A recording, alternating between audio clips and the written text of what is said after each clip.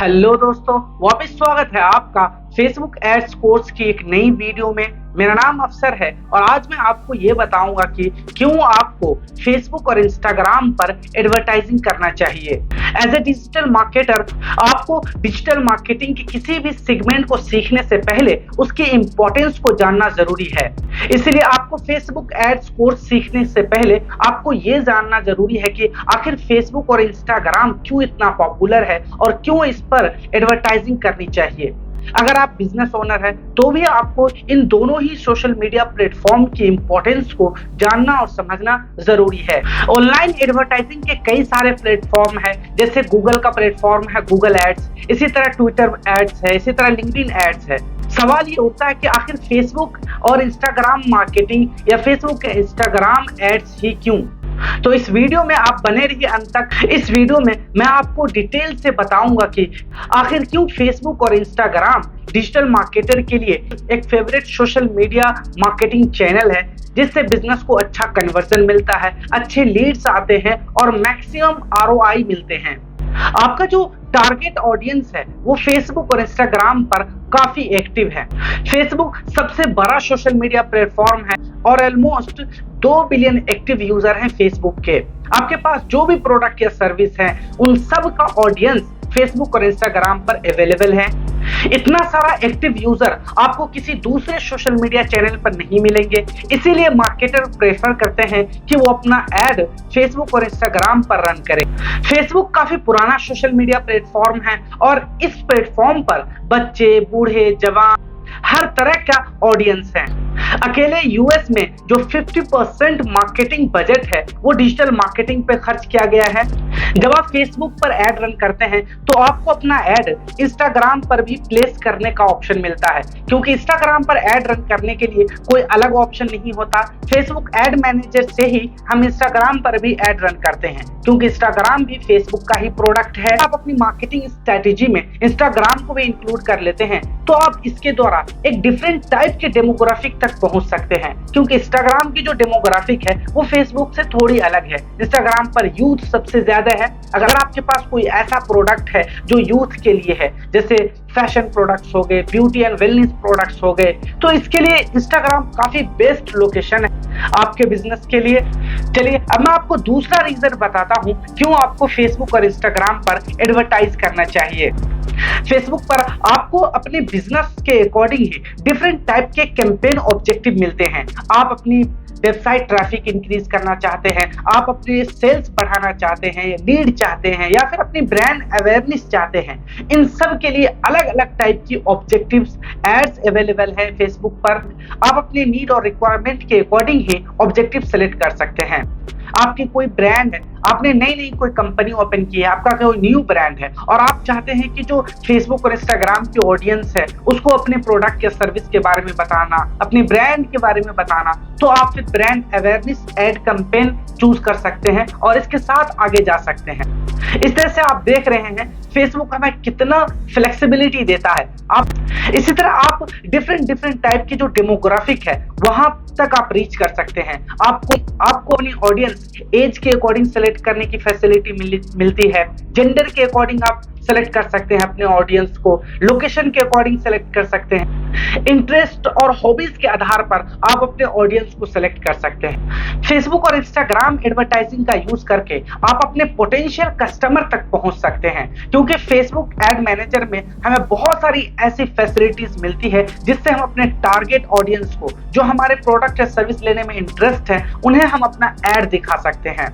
और यही वजह है कि फेसबुक और इंस्टाग्राम एडवर्टाइजिंग पर जो हमारा खर्च होता है उससे कहीं ज्यादा हमें रिटर्न मिल जाते हैं, उससे कहीं ज्यादा हमें सेल्स और कन्वर्जन आ जाते हैं। इसी तरह आप फेसबुक पर डिफरेंट टाइप के फॉर्मेट को इस्तेमाल कर सकते हैं। चाहते हैं कि आप अपना एड वीडियोस के फॉर्म में चलाना, जैसे यूट्यूब पर एड रन होते हैं उसी तरह आप अपना फेसबुक पर चलाना चाहते हैं वीडियो एड, तो आप ये भी कर सकते हैं। या फिर आप ट्राई कर सकते हैं, पहला एड आप ब्राउजर के फॉर्मेट में चलाएं, उसके बाद सिंगल पोस्ट पे चलाएं आप, उसके बाद वीडियोस पर चलाएं आप अपना ऐड, और आप तीनों को कंपेयर कर सकते हैं और फिर आपको जिस ऐड के साथ सबसे अच्छा रिजल्ट मिला है उसी के साथ आप आगे जा सकते हैं। यहाँ तक की फ्लेक्सिबिलिटी हमें मिलती है फेसबुक ऐड के साथ। इसी तरह आप चाहते हैं कि मैं अपना ऐड सिर्फ इंस्टाग्राम पर चलाऊं और इंस्टाग्राम पर भी आप स्टोरी और रील में चलाना चाहते हैं ऐड, तो आप ये भी कर सकते हैं। एज ए मार्केटर आपको ये जरूर जानना चाहिए कौन सी लोकेशन की इंपॉर्टेंस कितनी ज्यादा है। आजकल हम जानते हैं रील्स बहुत ट्रेंड में है, हर कोई रील्स पर इंगेज है, कमेंट करते हैं रील्स पर, और वहां पर जब आप कोई ऐड दिखाते हैं तो इसका मैक्सिमम चांस है कि आपकी ऑब्जेक्टिव के अकॉर्डिंग आपको रिजल्ट मिलता है। आप अगर ब्रांड अवेयरनेस चाह रहे हैं तो आपकी ब्रांड बिल्ड होती है, आप अगर कन्वर्जन चाह रहे हैं तो आपको कन्वर्जन भी मिलता है।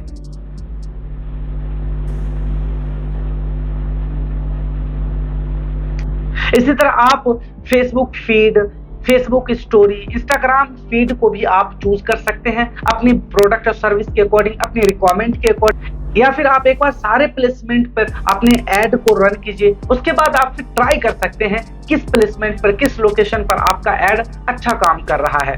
इसी तरह फेसबुक ऐड रन करना बहुत सिंपल भी है, इसके लिए आपको बहुत ज्यादा एक्सपर्टीज की जरूरत नहीं होती है। सिंपल आपके पास एक फेसबुक अकाउंट हो, फेसबुक अकाउंट पर ही आप एक फेसबुक पेज बना लीजिए और फिर फेसबुक पेज पर ही आप एक फेसबुक एड मैनेजर अकाउंट बना लीजिए, पर्सनल अकाउंट, और फिर वहां से आप अपने बिजनेस के लिए, आप अपने प्रोडक्ट या सर्विस के लिए एड रन कर सकते हैं। काफी सिंपल इंटरफेस होता है फेसबुक एड मैनेजर का। इसके लिए आपको कोई हाई स्किल्ड होना जरूरी नहीं है। तीसरा रीजन है, इंस्टाग्राम और फेसबुक एड्स एक बजट फ्रेंडली है।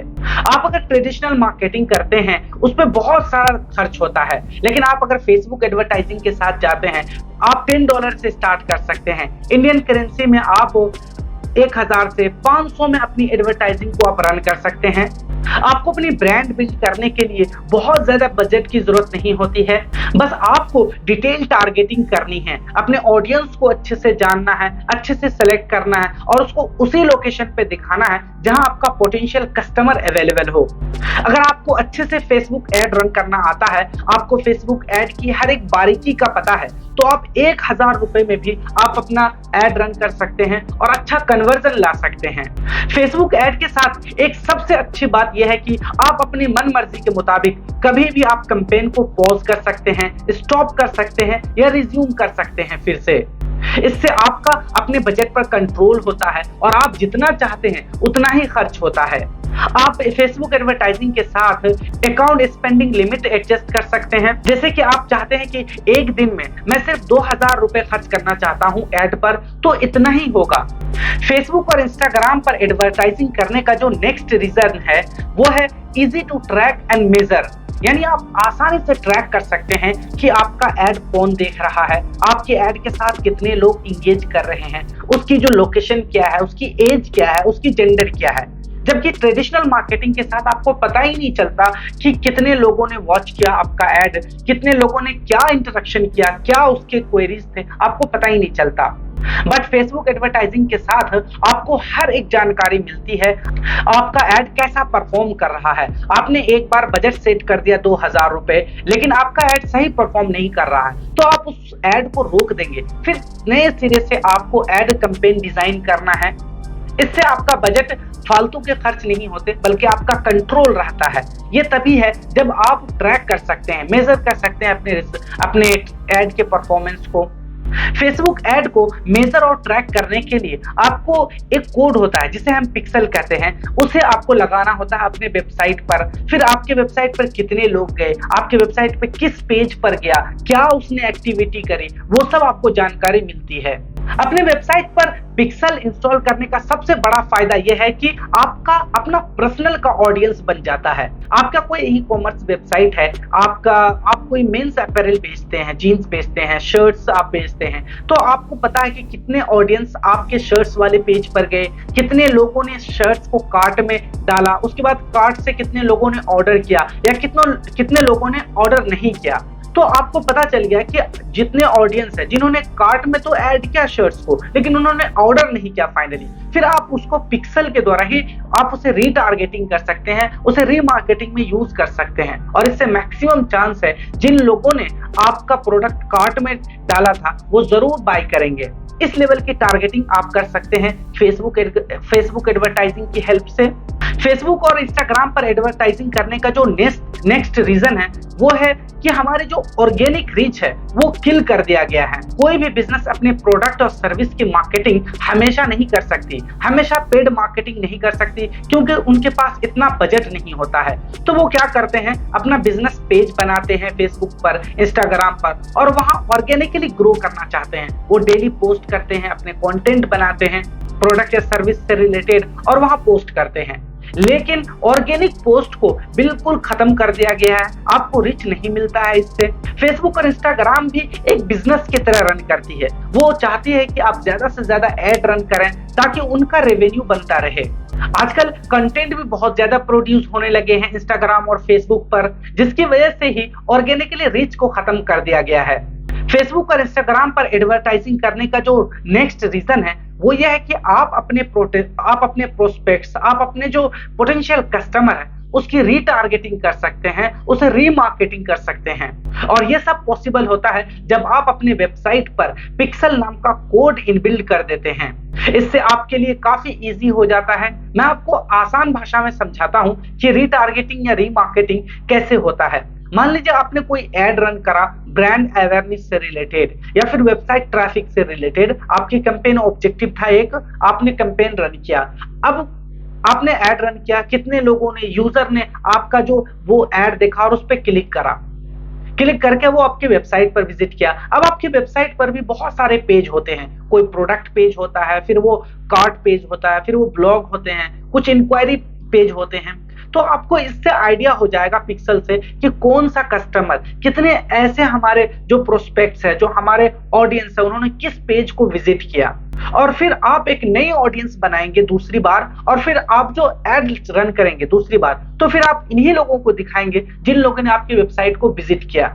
और इस बार मैक्सिमम चांस है कि आपका कन्वर्जन हाई होगा, क्योंकि ये वही लोग हैं जो आपकी वेबसाइट पर आए थे, इंटरैक्ट किया था। इसका मतलब है कि वो इंटरेस्टेड है आपके प्रोडक्ट या सर्विस में। अगर आपके पास कोई हाई टिकट प्रोडक्ट है, यानी काफी एक्सपेंसिव प्रोडक्ट है, तो कोई भी बायर जो होता है, कोई भी जो कस्टमर्स होते हैं, वो पहली बार में आपका एड देखते ही नहीं खरीद लेगा। वो बल्कि रिसर्च करेगा, आपके बारे में और जानेगा, फिर जाके कहीं डिसीजन लेगा प्रोडक्ट बाई करने का।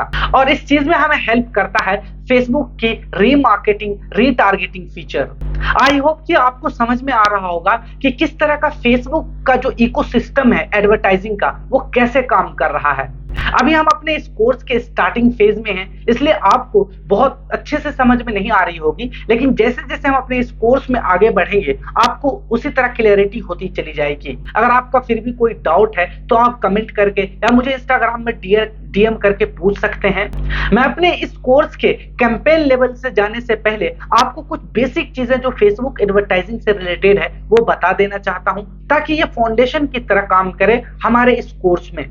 फिर आगे मैं आपको टेक्निकल चीजें बताऊंगा, कैसे आप ऑडियंस टारगेटिंग कर सकते हैं, कैसे आप पिक्सल ऐड करते हैं अपनी वेबसाइट में, कैसे आप प्लेसमेंट डिसाइड करेंगे अपने ऐड में, कैसे हम लुक अलाइक ऑडियंस बनाते हैं। ये सारी चीज टेक्निकल, लेकिन उन सारे टेक्निकल चीजों से पहले मैं आपका कुछ फाउंडेशन बना देना चाहता हूं। आपको एज ए डिजिटल मार्केटर ये जरूर जानना चाहिए कि क्यों फेसबुक और इंस्टाग्राम इतना इंपॉर्टेंस रखता है एडवर्टाइजिंग। इस वीडियो में इतना ही है, मिलते हैं हम अपने फेसबुक एड्स कोर्स की नई वीडियो में। Till then, good bye.